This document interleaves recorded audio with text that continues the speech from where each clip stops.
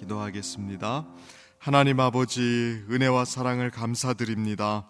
우리를 주님의 백성 삼아주셔서 오늘 이 새벽에도 주님 앞에 나올 수 있도록 인도해 주시니 감사합니다. 오늘 또 주님의 대속에 의지하여 아버지 앞에 나아가오니 하늘의 풍성한 은혜로 우리를 채워주시고 우리가 그 은혜를 힘입어 살아감으로 하나님을 찬양하며 높여드리는 삶이 되게 하여 주옵소서. 우리를 이 세상으로부터 택하시고 다시 세상을 향해 증인으로서 보내어 주셨사오니 오늘을 살아갈 때에 이 사명 잃어버리지 않게 하여 주옵소서.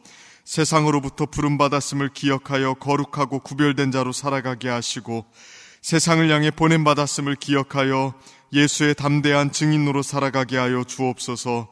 그리하여 우리의 삶을 통해 하나님의 은혜의 영광이 나타나게 하여 주옵소서. 주님, 특별히 이 시간 간절한 기도의 제목으로 주님 앞에 나온 주의 백성들을 기억하여 주옵소서. 오늘 또 주님 앞에 간절히 간구할 때에 불쌍히 여기사 응답하여 주옵소서. 우리의 결핍과 곤핍함을 주님의 공급하심으로 채워주시고 이 모든 어려움과 고난을 통해 하나님의 선이 이루어지게 함을 보여 주옵소서. 건강의 문제를 고생하고 있는 성도들을 특별히 기억하여 주사 치료받을 때에 차도가 있게 하시고 회복의 은혜를 허락하여 주옵소서. 오늘 또 주님의 말씀을 듣습니다. 이 말씀을 통해 세상 속에서 우리가 부름받은 자로서 어떻게 살아야 하는지를 깨닫는 은혜가 있게 하여 주옵소서. 모든 것에 감사드리며 예수님의 이름으로 기도드립니다. 아멘. 오늘 우리에게 주시는 하나님의 말씀 함께 봅니다. 누가복음 23장 13절부터 25절까지 말씀입니다. 누가복음 23장 13절부터 25절까지 말씀, 우리 한 절씩 교독하도록 하겠습니다. 13절 말씀부터 제가 먼저 읽습니다. 빌라도가 대제사장들과 관리들과 백성들을 불러 모으고 너희가 내게 끌고 왔도다. 보라, 내가 너희 앞에서 신문하였으되 너희가 고발하는 일에 대하여 이 사람에게서 죄를 찾지 못하였고 헤롯이 또한 그렇게 하여 그를 우리에게 도로 보내었도다. 보라, 그가 행한 일에는 죽일 일이 없느니라. 그러므로 때려서 놓겠노라. 무리가 일제히 소리를 질러 이르되 이 사람을 없이 하고 바라바를 우리에게 놓아주소서 하니 이 바라바는 성중에서 일어난 밀란과 살인으로 말미암아 옥에 갇힌 자로라. 빌라도는 예수를 놓고자 하여 다시 그들에게 말하되 그들은 소리질러 이르되 그를 십자가에 못 박게 하소서, 십자가에 못 박게 하소서 하는지라. 빌라도가 세 번째 말하되 이 사람이 무슨 악한 일을 하였느냐? 나는 그에게서 죽일 죄를 찾지 못하였나니 때려서 놓으리라 하니 그들이 큰 소리로 재촉하여 십자가에 못 박기를 구하니 그들의 소리가 이긴지라. 이에 빌라도가 그들이 구하는 대로 하기를 언도하고 그들이 요구하는 자 곧 밀란과 살인으로 말미암아 옥에 갇힌 자를 놓아주고 예수는 넘겨주어 그들의 뜻대로 하게 하니라. 아멘. 오늘 또 이 새벽에 주님의 은혜를 사모하는 마음으로 나온 우리 성도님들에게 하나님께서 말씀 주시고 또 기도에 응답 주시기를 축복합니다.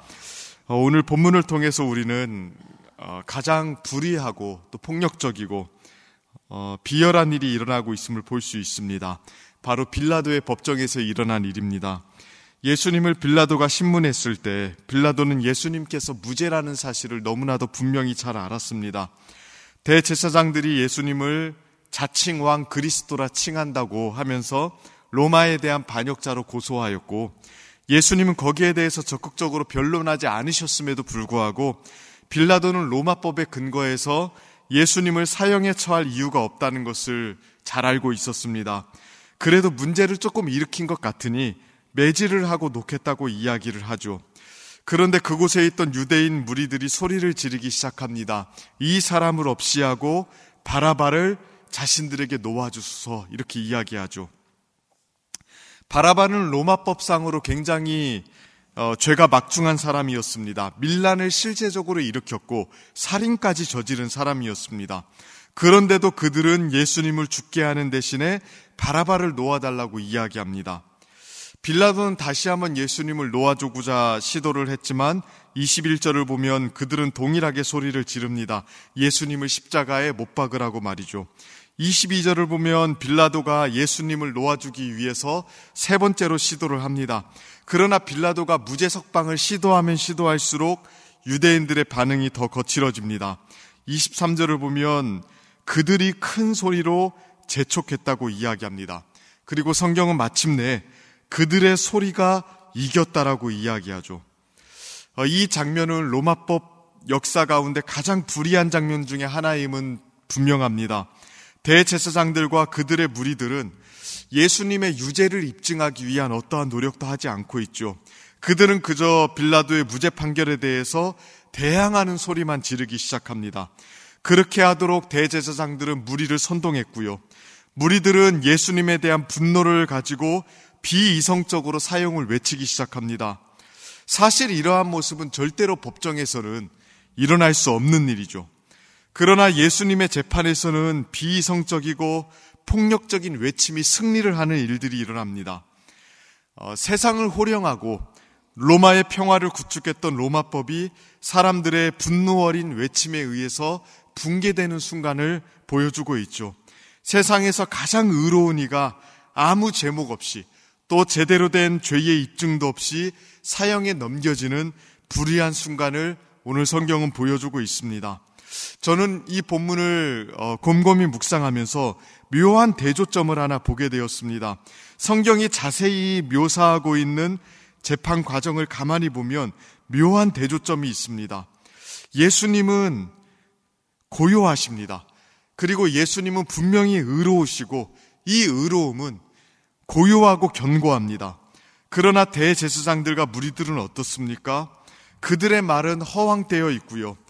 또 그들의 말에는 근거가 빈약하고 실체가 없습니다. 동시에 광폭하죠.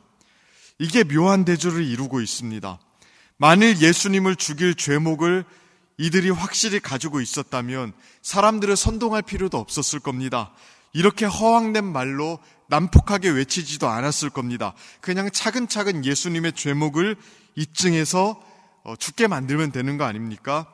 그러나 예수님의 의로움은 너무나도 견고하게 뿌리를 내리고 있었고 그 누구도 부인할 수가 없었습니다.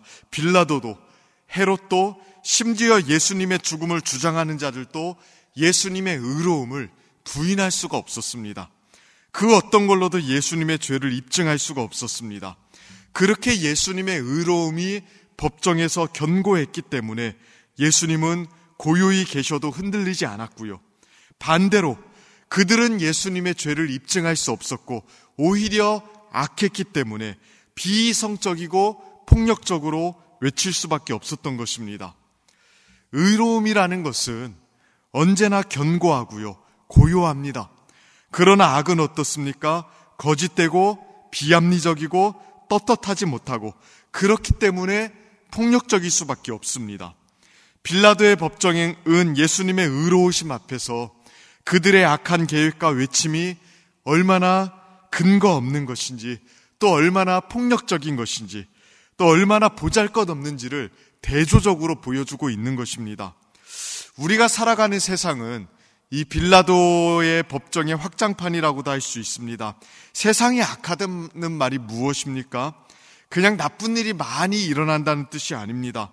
빌라도의 법정과 같은 일들이 많이 일어난다는 것이죠. 의로움을 거부하고 자신의 불의함을 감추기 위해서 거짓으로 속이고 비합리적으로 외치고 사람들을 선동해서 힘으로 그것들을 밀어붙이고 또 비열함을 포장하기 위해서 폭력으로 자신의 당당함을 나타내는 것, 그게 권력이든 대중의 선동이든 말이죠.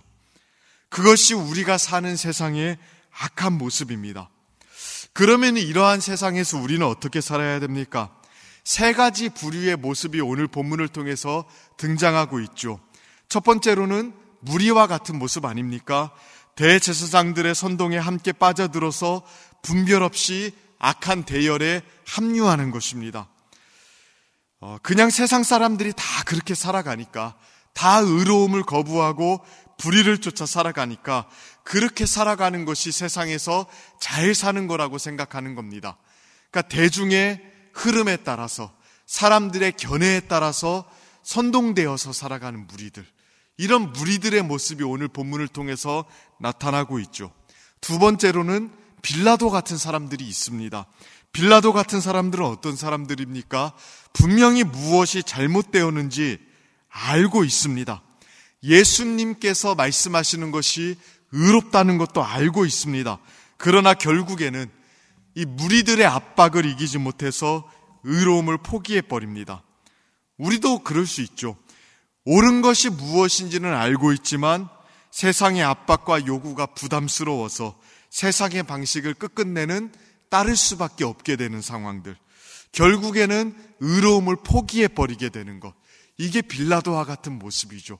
이러한 선택지도 우리 앞에 놓여 있습니다. 마지막 세 번째로는 예수님의 모습 아닙니까? 예수님은 의로움을 가지고 빌라도의 법정에 외롭게 서셨습니다. 딱히 자신의 의로움을 입증하려고 하지는 않으셨습니다. 입증할 수 없었을지도 모르겠습니다. 그저 묵묵하게 자신의 의로움의 길을 걸어오셨고 의로운 모습으로 서 계십니다. 그리고 세상으로부터 고발을 받으시고 박해와 고난을 받으셨습니다. 우리가 바라봐야 될 모습은 선택의 여지가 없이 예수님의 모습일 것입니다. 예수님을 따라간다는 것은 어쩌면 예수님과 같은 모습으로 빌라도의 법정에 서 있는 것인지도 모릅니다. 악한 무리의 흐름, 이 거대한 흐름을 설득할 수가 없고 빌라도의 마음을 돌이킬 수 없을 때 우리는 하나님 앞에 자신의 의로움을 가지고 묵묵하게 진리의 길을 걸으면서 고난을 수용해야 됩니다. 그것밖에 선택지가 없을 때가 우리에게 분명히 있습니다. 거짓과 악의적인 비판과 비열한 판정들로 인해서 수많은 아픔들, 또 고난들, 순환들이 있을 수 있습니다. 그래도 하나님 앞에 묵묵하게 서 있는 이 모습이 이 세상 속에서 우리가 마지막으로 끝끝내 지켜야 되는 모습입니다. 교회는 언제나 이 모습을 지킴으로 진리를 따라가는 길을 선택했고요. 세상을 설득할 수 없을 때, 또 빌라도의 마음을 어떻게 돌이킬 수 없을 때 결국에는 세상 앞에서 의로움을 지키며 고난받고 수욕당하는 일을 선택했습니다. 그게 교회가 걸어왔던 기독교 역사의 명명백백한 길 아닙니까? 그리고 오늘날 우리가 빌라도의 법정과 같은 세상에서 끝끝내 선택할 수밖에 없는 길일 수도 있습니다. 이 견고한 의로움을 가지고 고요하게 흔들리지 않고 하나님 앞에 의로움의 길을 걸어가는 것, 세상 사람들을 설득할 수 없고 그 무리의 선동의 거대한 흐름에 빠져나와서 하나님 앞에 견고한 의로움을 가지고 서 있는 것, 그것이 우리가 세상 앞에서 끝끝내 보여야 되는 모습일 것입니다. 오늘 빌라도의 법정에 선 예수님의 모습을 우리가 바라보면서 세상 속에서 우리가 예수를 따라 살아간다는 것의 모습이 어떤 모습인지, 진리를 따라서 의롭게 산다는 것이 어떤 모습인지를 우리가 다시 한번 돌아보면서 예수님을 실제적으로 따라 살아가기로 결단하고 세상 앞에서 하나님 앞에 온전한 모습으로 살아가기를 다시 한번 결단하는 오늘이 새벽이 되기를 주님의 이름으로 축원하고 축복합니다. 우리 이 시간 함께 같이 기도하도록 하겠습니다. 이 시간 기도할 때에 빌라도의 법정과 같은 이 세상 속에서 우리가 잠잠하시고 또 고요하셨지만 하나님 앞에 의로움을 가지고 오셨던 그 예수님의 모습과 같이 나아갈 수 있도록 기도했으면 좋겠습니다. 세상의 거대한 대중들의 외침과 또 흐름을 거부할 수 없을지 몰라도, 또 빌라도의 마음을 돌이킬 수 없을지 몰라도 하나님 앞에서 우리가 온전한 믿음과 마음으로 설 수 있도록 우리는 빌라도의 법정이 아니라 하나님의 심판대 앞에서 우리 스스로의 모습을 지키며 의로움을 지키며 살아갈 수 있도록 해달라고 기도했으면 좋겠습니다. 또한 교회를 위해서 기도해 주십시오. 주님의 몸된 교회가 더욱더 진리를 붙들고 이 세상 가운데 견고하게 우뚝 설 수 있도록 기도해 주시고, 또 진행되는 모든 사역 가운데 하나님 은혜 베풀어 주셔서 성령의 능력과 열매가 나타날 수 있도록, 특별히 가정의 달을 맞이하였습니다. 우리 대전중앙의 가정들마다 하나님의 은혜 가운데 아름답게 세워지게 하시고, 매주 진행되는 가정의 달 부흥회 가운데 하나님 은혜 베풀어 주시도록 기도해 주시기를 바랍니다. 또 나라 민족 한국교회와 북한 땅을 위해서도 기도해 주시기를 바랍니다. 이러한 기도 제목들로 기도할 때에 우리 주여 한번 간절하게 부르시며 나아가도록 하겠습니다.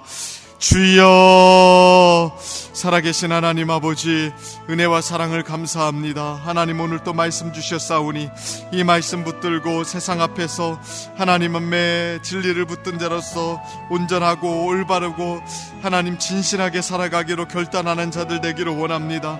하나님 아버지, 세상의 거대한 흐름들, 또 하나님 아버지 수많은 사람들의 선동들, 또 하나님 빌라도의 비겁한 결정들, 하나님 아버지 그러한 일들이 이 세상 속에 많이 있다는 것을 우리가 알고 있습니다.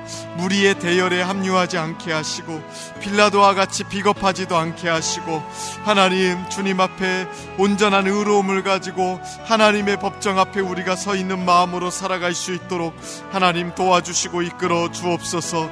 하나님 늘 연약하고 부족합니다. 그러나 하나님 아버지 우리를 붙들어 주시사 하나님 온전함과 기쁨으로 살아갈 수 있도록 도와주시고, 하나님 아버지 우리가 하나님 세상 앞에 설 때에 예수님과 같이 고요하고 의로운 모습으로 견고하게 서 있을 수 있도록 하나님 도와주시옵소서. 우리 하나님 아버지 주님의 몸된 교회를 기억하여 주옵소서.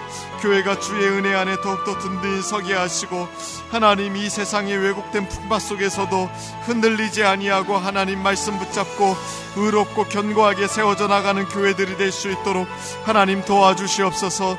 가정의 달을 맞이하여 여러 가지 사역들을 감당하고 있습니다. 능히 감당할 수 있도록 하나님 도와주시옵소서.